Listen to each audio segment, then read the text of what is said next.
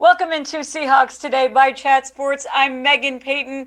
A fantastic day for the Seattle Seahawks, absolutely crushing the Jacksonville Jaguars on Halloween. By the way, happy Halloween to all of you guys. Seahawks win 31-7, guys. And by the way, it really was a shutout. We're calling it that because I'm not even counting the 7 points that Jacksonville did have.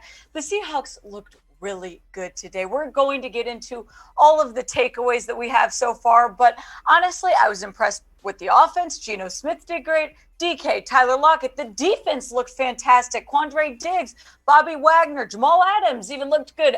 A lot of improvement. Play calling was better. I mean, really, mostly all positive stuff we are going to get into, but I want your just feelings right now. How are you guys feeling after today's game? Give me one word. This is our pinned comment. I want to hear your thoughts. How confident are you guys feeling? I'm going to say I feel a little bit relieved. You know, I'm not saying that this is a complete game changer for the Seahawks season, but this is the momentum that Seattle needed. They're going into their bye week now. They can feel more confident. Geno looked so much better, and now we're hoping, that was the last that we saw of him, because obviously we would like Russell Wilson to be back. But overall, I mean, I feel good. They crushed the Jaguars. It was a great game, but I want to hear your thoughts. Make sure you get your comments in our pinned comment. Give me your one word feeling. Let's get into the takeaways that I have for this Week 8 game. The first one being Geno looked way better, guys. Geno looked so good, and I really think that it had a lot to do with he seemed more confident. He seemed more comfortable. Obviously, a lot better connection. He was 20 for 24, 195 yards, 3 total touchdowns. He has a QBR of 128.3. He was 14 out of 15 in the first half. The only incompletion that he had was one where he had to literally throw it away. So this was a vast difference from Geno. And I think we've got to give him some credit for just how he's adjusted. He took a little bit of heat probably from us as well, just, with his performance. But really, I think that the offense did a better job utilizing him more, trusting in him more. And obviously, he got more comfortable. What would you guys grade Geno's Week 8 performance, though? We're going to scale this A to F. You know the deal. If you think it was amazing, give it an A. If you think it was terrible, give it an F. I'm going to honestly give it an A. I know that might be a little bit optimistic, but I think that he did exactly what he needed to do. Yes, they still ran the ball to some degree, but he just looked a lot better. And really, my main point, he had much better connection with the wide receivers. We talked about this last week, saying, why aren't they using DK? Why aren't they using Tyler Lockett? It's the two best guys on your team right now, and you're not utilizing them. But we saw that today. Tyler Lockett had 12 receptions for 142 yards. I mean, he looked incredible. He was, wide open all day. And yes, that falls a lot on the Jaguars secondary, but he figured out ways to get open. Great performance by him. DK Metcalf, obviously, great game for him as well.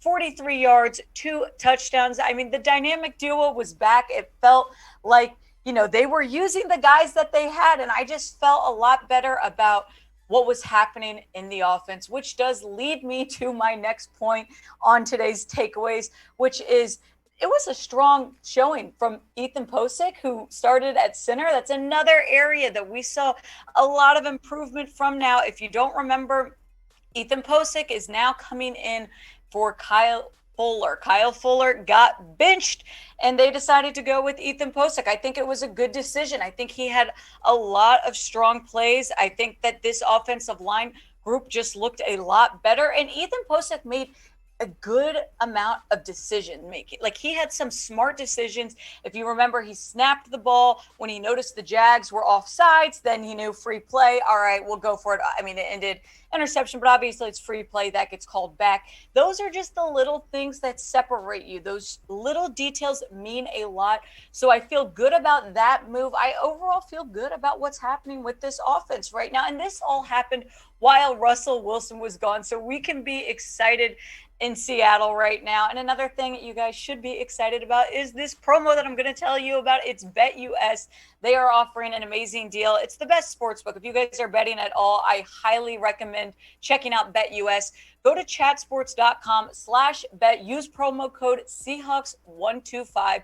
All you've got to do is sign up, deposit $100, and then that $100 is going to turn into $225.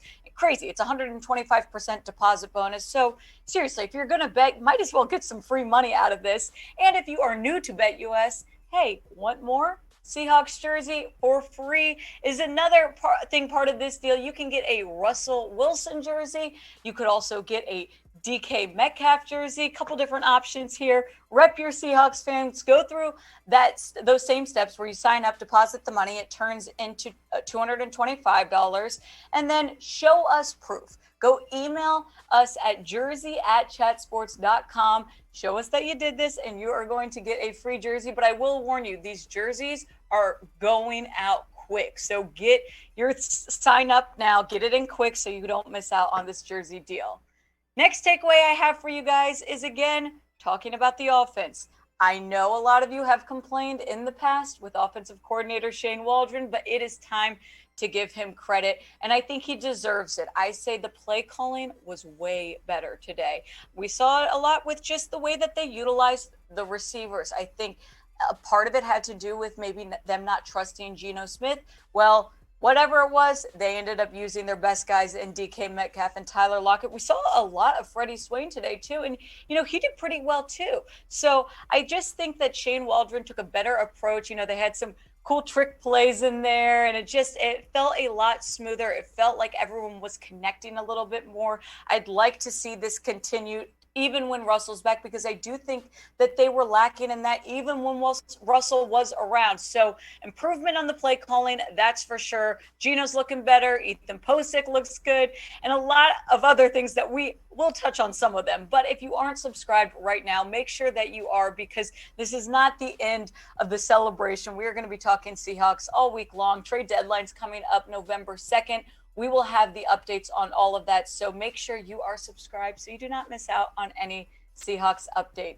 One last takeaway I have from today's game is that the defense absolutely shut down the Jaguars. And I know they had the one score, but the defense looked really good. And I've got to be honest, that might be the most encouraging thing to me, because it was the area that I was worried about the most for Seattle.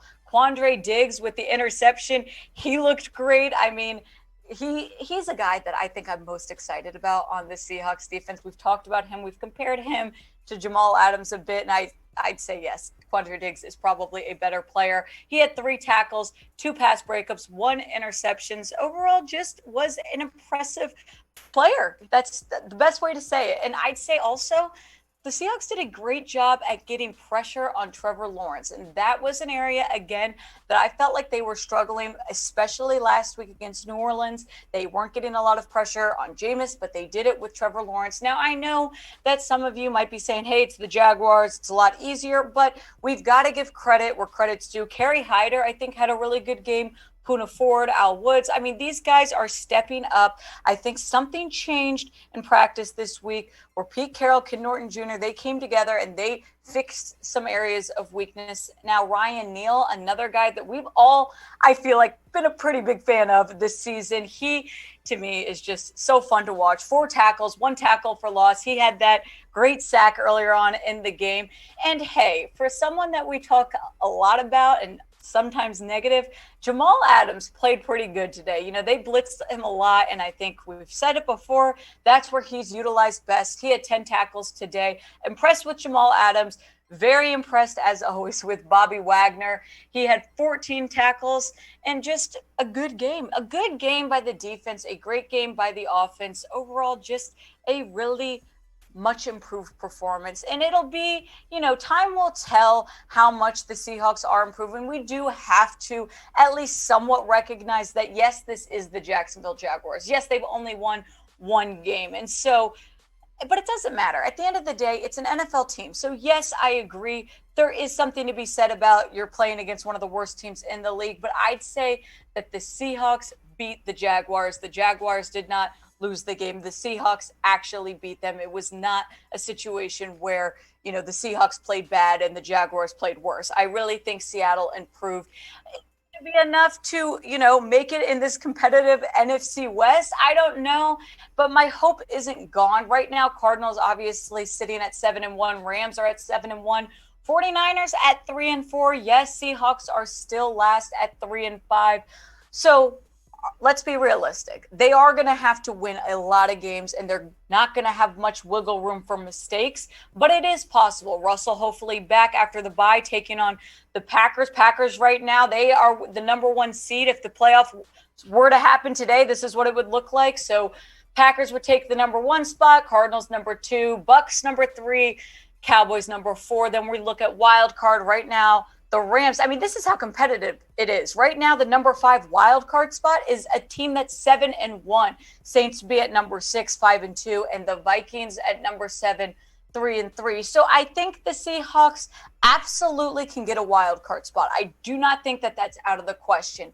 Yes, winning the NFC West division is going to be a lot harder, but my hope isn't gone in Seattle. I think this is exactly what they needed to feel good, to get a little bit more confidence in them, and then hopefully Russell is back for the Week 10 game against Green Bay. But do you guys still have hope in the Seahawks? I hope the answer is yes, because what's the point of watching if you do not feel confident in your team?